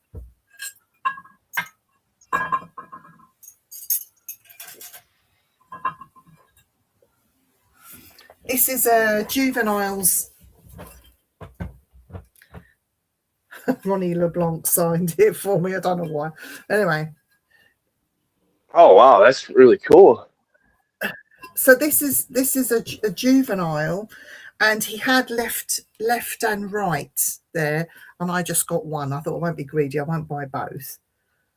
And that was left when apparently these hikers they'd seen the juvenile, and it scrambled up over this wall and left these two imprints. So they were able to get the cast of both. That's cool. That's where that comes from. So to physically see it, and then to get the casts, I just thought was amazing. So it's not just all about feet, it's the hands as well. They've awesome. Got a cast of a Bigfoot's bum. A Bigfoot's bum. And this is huge, where it's sat down, and left an indent, a print of the buttocks, What? and got up and walked away. They took a cast of his bum print, and that is in the museum. I think you can even buy a cast of that if you wanted to. But the things that I'd learned there, just by talking to the staff and Cliff Barrackman, absolutely invaluable. I mean, and to see things like this, I mean, you see the footprints all day long. I've got a print on the wall, but to have a hand cast is like unheard of. So yeah, I wrapped I wrapped it up in my socks and towels and put it in my suitcase and brought it back with me. He did warn me that with the footprints, I put them in my hand luggage. He said TSA will stop you because when they x-ray it, it'll look like you've got explosives in your... He said there's something in it that shows up on the x-rays that's very similar to Semtex, so you will get stopped by TSA. And I did get stopped by TSA. That was funny. They said, and she pointed to the thing wrapped up. She says, "What is this, ma'am? Is this your bag?" I went, "Yes." She said, "What's in there?" And I went, "Oh, it's a big footprint cast." She went, "A what?" Big footprint cast. "A what?" I said, "Just open it and look at it. It's plaster of Paris." She goes, "Oh, it's fine, don't worry." She just waved me straight through. But I was warned that would happen, and he did. Cliff Barrackman used to say he used to get stopped all the time by TSA, like, "What's that in your hand luggage?" It's casts, yeah. But yeah, I'm planning to go back, and I'm planning to actually do a bit more, and I'm planning to go back to his museum and see what's new. I think the last time I went there, he put part of a nest, a Bigfoot nest in there, which was awesome to see. An actual nest that he found. He said he couldn't get all of it in there. He put part of it in. So he's got a nest in there just to show everyone the sort of things that they're doing, you know. So that, to me, the nests are more impressive than any tree structure that you could find, because you could get tree fall, you know, but the nests are something else. They're, honestly, I'd sleep in one. They're amazing. We got to smell a Bigfoot. We saw the Patterson-Gimlin film. I saw the actual camera it was filmed on. That's in that museum. It talked about the pictographs that he'd been shown, and he'd got photographs of the pictographs of the big hairy man that the First Nation people were putting on cave drawings. You know, for them to be doing that, there's got to be something in it. I don't care what people say. Yeah, it goes back too far. There's a lot of frontiersmen too that talk about it, and pioneers. I think have you heard even mentioned it.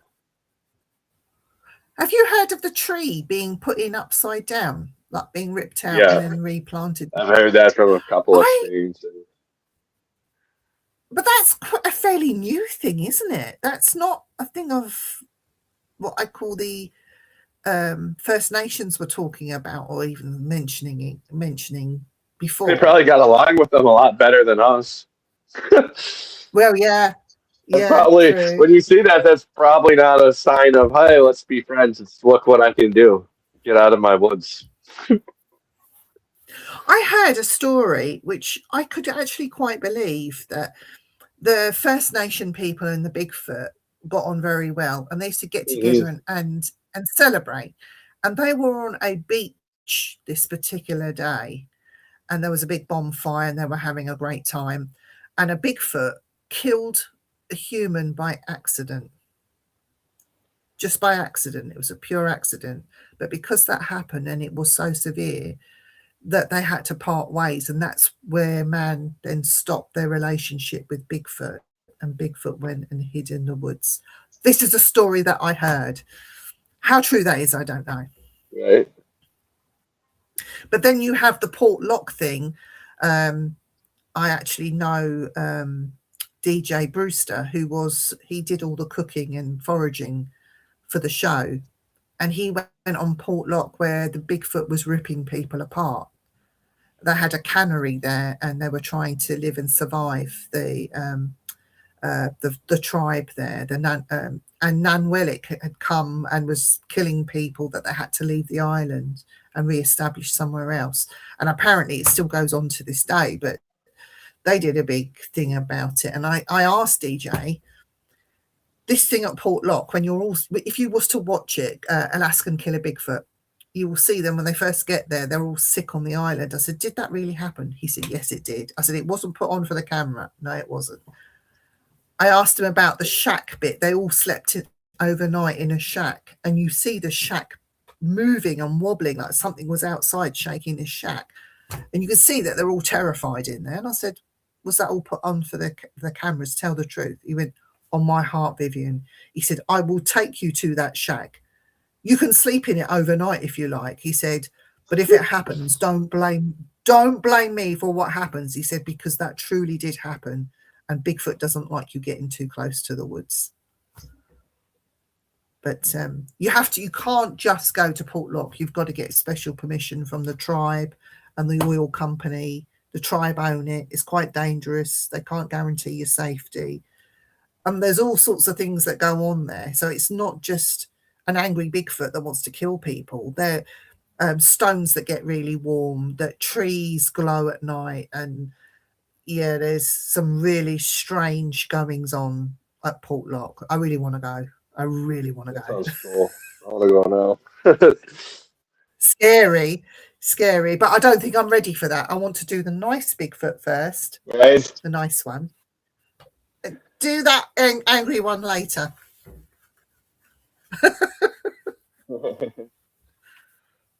Too scared.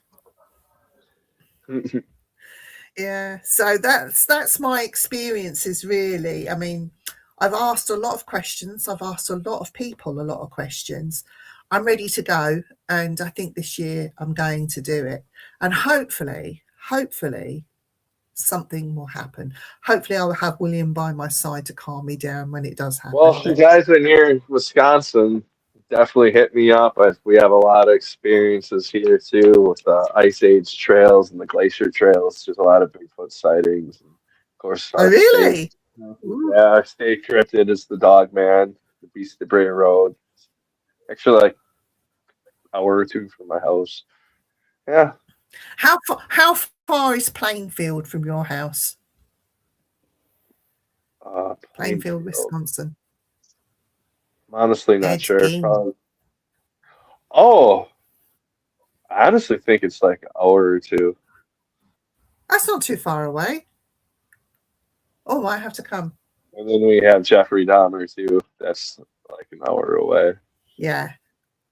And I actually just found out crazily that the concert hall I always used to go to was across the street from where the Ed Gein, or not Ed Gein, where Charles Manson. Not Charles, yeah, Dahmer. Why did I say Charles Manson? But where Dahmer was. Because literally his apartment was across the street from the rave. Do you know, they say about Dahmer, and if you look at actually his pictures and see their documentaries, he was actually quite a good-looking fellow. And you would never know that he was this twisted, sick individual that was killing and eating people. He just looked like a normal, everyday guy. I think a lot of it too he learned to be normal was when he was in the army. I think he had that serial killer mentality, and then they teach you how to blend in too with your surroundings. I think he picked up on a lot of that. But Ed Gein was just somebody that was disturbed, and he didn't. He killed 2 people, didn't he? The rest came from the graveyard. Yeah. And it was a sibling. But yeah, he was. Yeah, I mean, he was somebody that was just a little bit disturbed. And do you look at the parents and blame the parents? Because in Dahmer's case, his mum had mental health problems. The parents split up. They all thought the other one was looking after him, and he was left on his own and got drunk every day. So could that have started the problem? Sure. I don't know. And with Ed Gein, his mother she was a religious fanaticist, wasn't she? Like women are evil and bad, and yeah. Well, we can't. We don't know. We don't know for sure. I mean, I don't know for Yeah. sure, but yeah, what makes a person do that? I shall never know. What makes a person eat somebody else's human flesh? Well, Nico Clue. You could get him on your show and ask him. But he, the Vampire of Paris, again, he didn't kill. Well, he did kill one person, but he didn't kill to eat human flesh. He got it from a mortuary where he worked, or drank human blood because he worked at a blood bank, which is stealing. Ultimately, it's stealing. However way you look at it, I wouldn't want to eat it or drink that myself personally. But to then take it that step further to want to kill someone, are you in your right mind? I don't think you are. Right? No. No. We're getting a bit dark now. Right? Well, we should probably call it anyways. I'd love to have you back sometime soon. I'd love We've been to going come for back. 2 hours. We usually only Wow, go an hour. Yeah. 2 shows in one, eh? But it's been lovely talking to you, Josh. It's been a pleasure and an honor. And thank you. No problem. Thanks for coming. Give my love to Wisconsin and your family, won't you? Will do. Take care, Josh. Bye. I'll speak to you again Bye. soon. Bye, everybody. Bye.